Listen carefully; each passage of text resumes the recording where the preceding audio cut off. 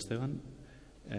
Buenos días a todos. Antes de empezar me gustaría agradecer a la asociación y al doctor Esteban a invitarme. El tema que se me encargó fue estadios de la lesión hepática y yo me he permitido el poner la palabra evaluación para darle un sentido un poco más práctico a la presentación.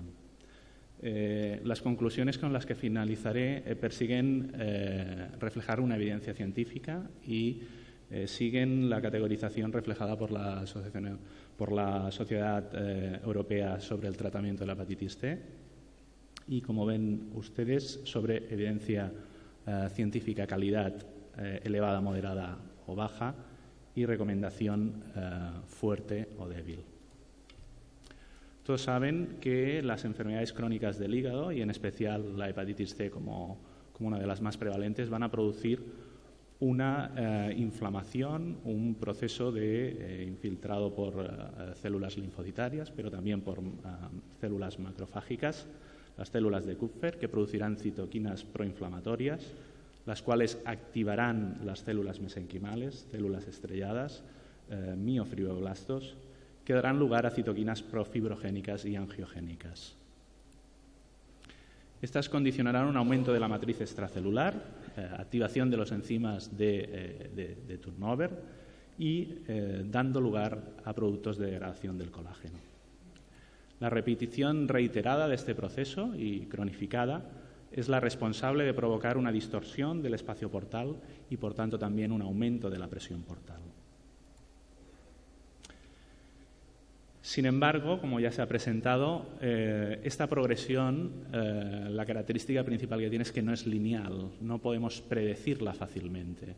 Es una progresión que, si bien es lenta, existe una primera fase que podríamos llamar lenta, pero una segunda fase de aceleración a partir de los 15 años de historia natural, en la que los pacientes pueden progresar mucho más rápidamente.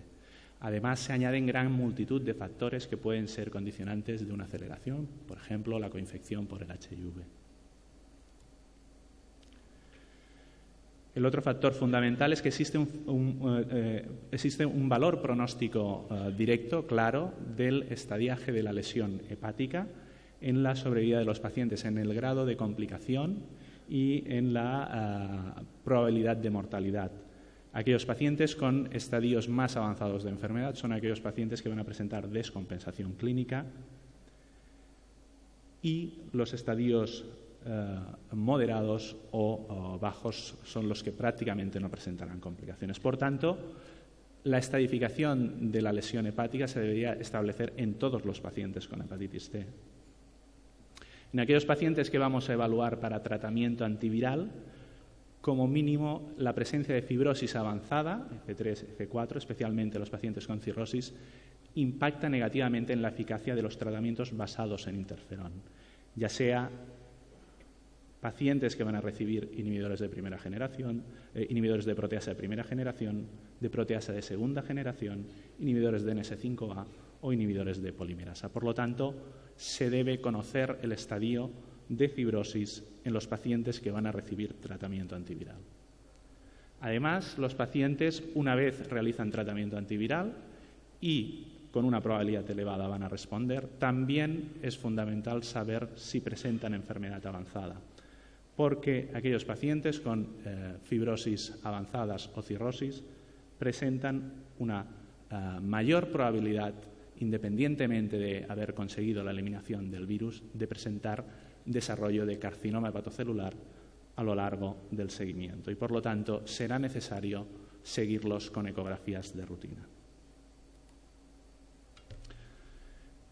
Una clasificación práctica es la de dividir los métodos invasivos y no invasivos, directos e indirectos. Los métodos directos podríamos decir que son la biopsia y los marcadores serológicos directos de fibrogénesis. El resto son indirectos. La clasificación invasivos, como les muestro aquí, sé que alguno de ustedes no estaría de acuerdo con el último, están ordenados por orden de mayor a menor invasividad: la biopsia percutánea, guiada por ecografía; la biopsia menos invasiva sería por vía transyugular, por vía hemodinámica. Saben que se puede hacer en pacientes con ascitis, con descompensación ascítica y con trastornos de la coagulación. Seguiría la determinación del gradiente de presión venoso hepático sin biopsia y podríamos hablar si la endoscopia es una técnica invasiva o no. De los métodos no invasivos estarían desde los hallazgos clínicos, los estigmas de patopatía avanzada, los marcadores séricos directos e indirectos relacionados con el proceso de fibrogénesis, los métodos radiológicos clásicos, ecografía, escáner, resonancia y, como veremos más adelante, los métodos elastográficos. Desde la técnica más sencilla, la elastografía unidimensional o fibroscan, a métodos más específicos radiológicos como el Acoustic Radiation Force Impulse o ARFI y la elastografía por resonancia magnética. Volviendo a la evaluación de la lesión hepática, la biopsia hepática constituye el método de referencia para estadiar el estadio de fibrosis hepática. Existen diferentes clasificaciones. La más reconocida, diseñada especialmente para pacientes con hepatitis C, es la clasificación de Metavir. Existen 5 estadios, desde el paciente sin fibrosis F0, mínima fibrosis o fibrosis portal, F2 periportal, F3 puentes de fibrosis y el paciente con cirrosis. Como pueden observar claramente, la cantidad de fibra de un estadio a otro, por ejemplo, de F0, F1 a F2, no tiene nada que ver con la fibra que pueden observar ustedes que pasa en un paciente de F3 a F4. Otra limitación de la biopsia es que su capacidad predictiva finaliza en el estadio F4. ¿Qué ocurre después? Pues en estas situaciones donde tendría gran importancia la determinación del gradiente de presión venoso hepático y como mínimo nos permite diferenciar los pacientes en pacientes con hipertensión portal clínicamente significativa, aquellos que tienen gradiente de presión venoso hepático más de 10, de aquellos que no la tienen. ¿Y por qué es importante esto? Porque aquellos que presentan hipertensión portal clínicamente significativa pueden presentar riesgo de descompensación, desarrollo de varices esofágicas e impactar negativamente en el pronóstico. Por tanto, la biopsia hepática es la técnica con más recorrido, la técnica que conocemos desde 1958, por vía transyugular desde el 67, es el método de referencia para evaluar la lesión hepática, clasificar el estadio de fibrosis, la actividad inflamatoria, conocer consumos encubiertos de alcohol, factores que pueden impactar negativamente en el tratamiento, conocer situaciones especiales, por ejemplo, en el trasplante, asociadas como hepatitis colestásicas fibrosantes, importante en pacientes con enfermedades asociadas, como puede ser la esteatohepatitis no alcohólica, o diagnóstico de pacientes con hepatitis autoinmune, que en este caso estaría contraindicado realizar tratamientos basados en interferón. La fiabilidad de la biopsia, sin embargo, no es absoluta, todo lo contrario, depende de 2 factores principales: el tamaño de la muestra y la presencia o no de fragmentación. El tamaño de la muestra, como les muestro en este estudio, en el que se compara con todo el tamaño del hígado, aquellas biopsias entre 15 y 25 milímetros, como todos ustedes saben, 25 milímetros en una biopsia se puede conseguir cuando realizamos al menos 2 pases y, por lo tanto, esto puede aumentar la morbilidad de la técnica. Como todos ven, la fiabilidad diagnóstica para identificar pacientes con escasa fibrosis o con cirrosis fue en torno al 80%, pero la fiabilidad comparada con la de todo el hígado para identificar estadios intermedios fue de entre el 60 y 70%. Además, los pacientes que van a presentar una biopsia fragmentada, independientemente del estadio, aun presentando estadios de fibrosis moderado, esto es clasificación de Aisha, por lo que el estadio 3 es Metavir 2, van a presentar una progresión, un comportamiento muy similar al del paciente con cirrosis. Por lo tanto, presencia de fragmentación de la biopsia, mal pronóstico. Y esto puede ocurrir hasta en el 25% de las biopsias. Para mejorar estos resultados, ¿qué podemos realizar en biopsias fragmentadas, biopsias pequeñas? La tinción de Sirius Rect. La tinción de Sirius Rect, como les muestro, en comparación a la tinción de tricrómico, nos permite identificar específicamente la fibra colágena. Tinción de tricrómico se orienta más a tejido conectivo en general. Como se pueden fijar ustedes, el porcentaje de cantidad de fibra identificado es claramente superior cuando se realiza la atención de Sirius-Red, y esto nos permite clasificar mucho mejor a aquellos pacientes, especialmente con enfermedad avanzada. Por tanto, podemos decir que la biopsia es el método de referencia para evaluar la lesión hepática y que el gradiente de presión venoso hepático es el método de referencia para evaluar la presión portal. Sin embargo, no son métodos de primera línea debido a sus importantes limitaciones. Ambos son métodos invasivos, requieren de material específico, requieren de personal especializado y de un coste significativo. Además, la biopsia evalúa de forma no cuantitativa la lesión hepática y, como han visto ustedes, puede comportar importante variabilidad. El gradiente de presión portal, además, no nos permite identificar, debido a su baja correlación, estadios de baja fibrosis.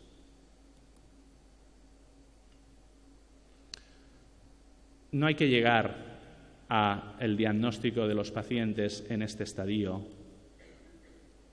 La evaluación clínica presenta también estigmas, signos que pueden ser muy específicos, incluso superando una fiabilidad del 90%. El problema es la sensibilidad, muy baja.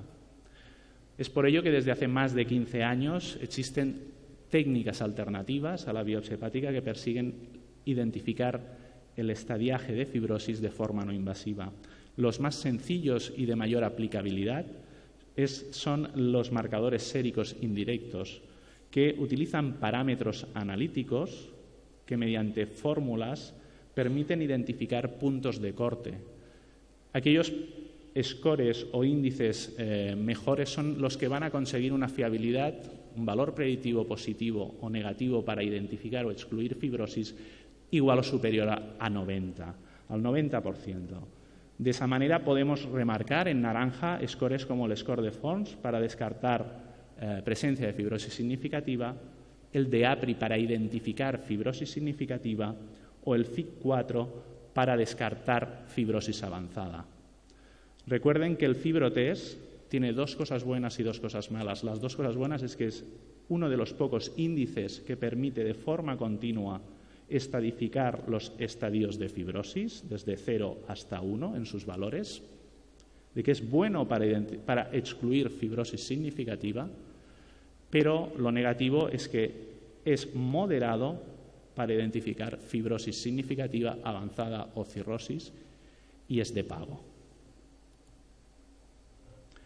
Si escogemos puntos de corte con un valor predictivo positivo o negativo superior al 90%, sea cual sea el índice serológico, podremos identificar de entre el 50 y el 70% de los pacientes. Pero recuerden, tan solo podremos identificar con una fiabilidad superior al 90% aquellos que presenten o fibrosis muy avanzada, F3 o F4, o no presenten fibrosis. El resto de pacientes existirá un riesgo de error que puede estar en torno al 50%, es decir, equivalable a tirar una moneda al aire. Con respecto a los marcadores directos, se pueden utilizar de la misma manera marcadores con valores predictivos positivos o negativos elevados, pero son métodos analíticos muy específicos que requieren un aparataje específico, que incrementan el coste y, por lo tanto, limitan su accesibilidad.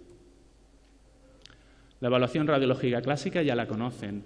Existen signos ecográficos radiológicos muy específicos de cirrosis, como la presencia de márgenes del hígado irregulares, y de hipertensión portal, como puede ser la esplenomegalia, el aumento del tamaño del hígado por encima de 13 centímetros, la reducción del flujo portal o la presencia de complicaciones como ascitis. Estos signos radiológicos tienen una especificidad de más del 90%, pero el problema es la sensibilidad.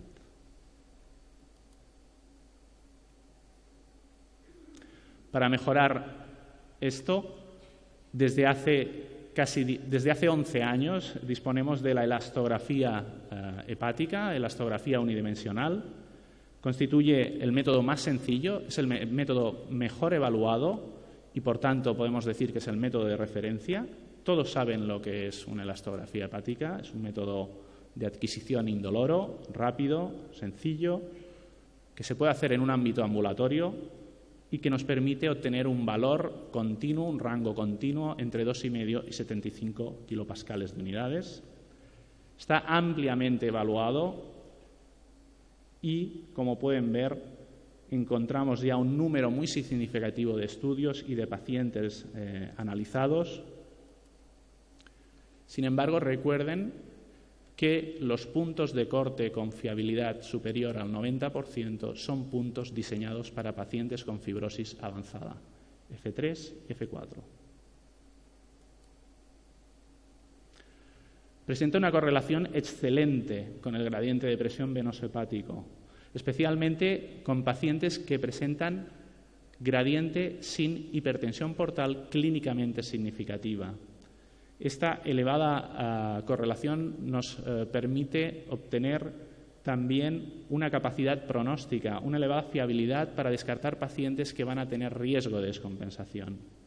Esta fiabilidad es comparable a la determinación del gradiente de presión venoso hepático para descartar pacientes que van a tener complicaciones.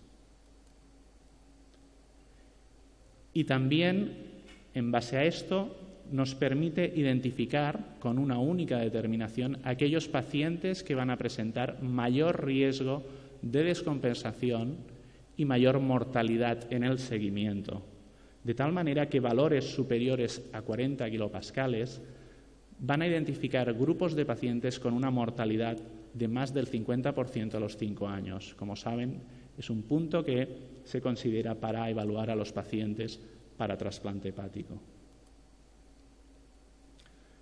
Muy recientemente se ha identificado que no solo se debe de realizar una determinación aislada, sino también realizar un seguimiento de los pacientes, como mínimo una segunda evaluación a los 3 años de la primera.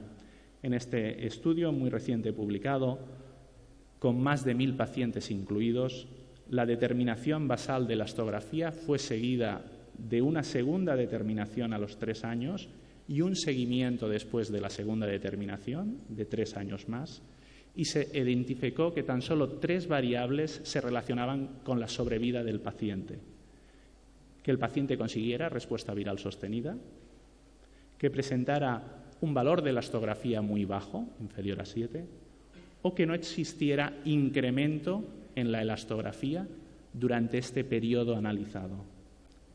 Sumando esas 3 variables, si el paciente no presentaba todas las variables de buen pronóstico, el pronóstico era excelente. Sin embargo, en aquellos pacientes con elastografía más de 14, en los que hubiera progresado y que no hubieran alcanzado la respuesta viral sostenida, la mortalidad a los 6 años desde la primera elastografía alcanzó el 35%. Las limitaciones generales de la elastografía, y en particular veremos después del FibroScan, las limitaciones generales son que puede clasificar de forma errónea a los pacientes que presentan cualquier otra etiología que incremente la rigidez del hígado, desde procesos inflamatorios muy significativos, la hepatitis aguda muy grave, insuficiencia cardíaca o hipertensión biliar. Los pacientes con cirrosis inactiva, pacientes con respuesta viral sostenida, también pueden presentar un valor erróneo, un valor falsamente bajo. Esto puede ocurrir en el 8% de los pacientes. Las limitaciones de la elastografía de transición del FibroScan, además, son una penetración limitada, de tal manera que no permite evaluar los hígados cuando presentan ascitis o tienen espacios intercostales estrechos. Esto se podría mejorar con la utilización de otras técnicas elastográficas, el ARFI o la resonancia magnética elastográfica, y que puede dar valores inadecuados en un 16% cuando se realiza por exploradores inexpertos o los pacientes son muy obesos. Esto es uno de los puntos fundamentales por los que en Estados Unidos la entrada fue bastante limitada de la elastografía. Sin embargo, recientemente hemos podido comprobar que la reevaluación de una determinación elastográfica por personal experimentado puede mejorar estos resultados. Con más de 800 pacientes evaluados con una sonda M, con una experiencia de más de 100 exploraciones, pero menos de 500, obtenemos lo que estaba publicado por el doctor Castera, una aplicabilidad del 78%.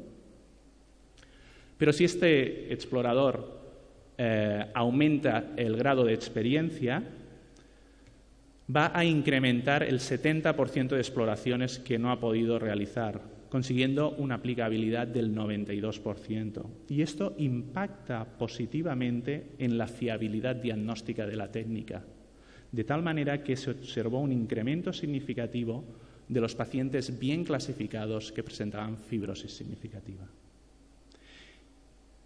Los pacientes restantes, como pueden entender, son mayoritariamente pacientes con obesidades muy significativas, de tal manera que la utilización de la sonda XL, la sonda diseñada para pacientes obesos, permite recuperar el 85% de los pacientes que no se han conseguido en manos expertas con la sonda M. De tal manera que la aplicabilidad final de la elastografía es del 97%, es decir, comparable con la de los métodos serológicos. La otra manera de mejorar la fiabilidad es combinando métodos no invasivos. La estrategia sencilla es combinando métodos diferentes, métodos serológicos y métodos radiológicos. Aquí les presento, por ejemplo, la combinación de fibrotest y elastografía, con una concordancia en el 77% de los casos y que permite identificar a aquellos pacientes sin fibrosis significativa con una fiabilidad del 95%. Para concluir, me gustaría decirles que se debe evaluar la lesión hepática en todo paciente con hepatitis crónica por el virus C,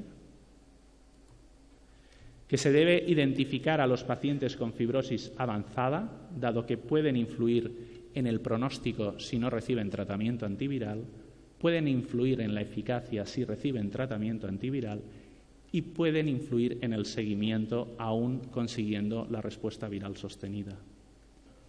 Se deben utilizar métodos no invasivos para evaluar inicialmente la lesión hepática con valores predictivos del 90% para excluir o identificar fibrosis,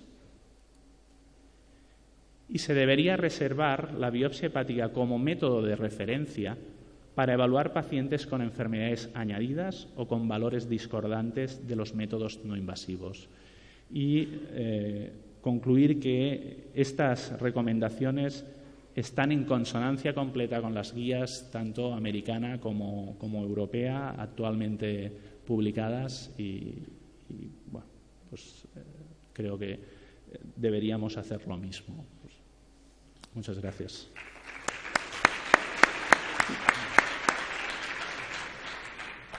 Muchas gracias.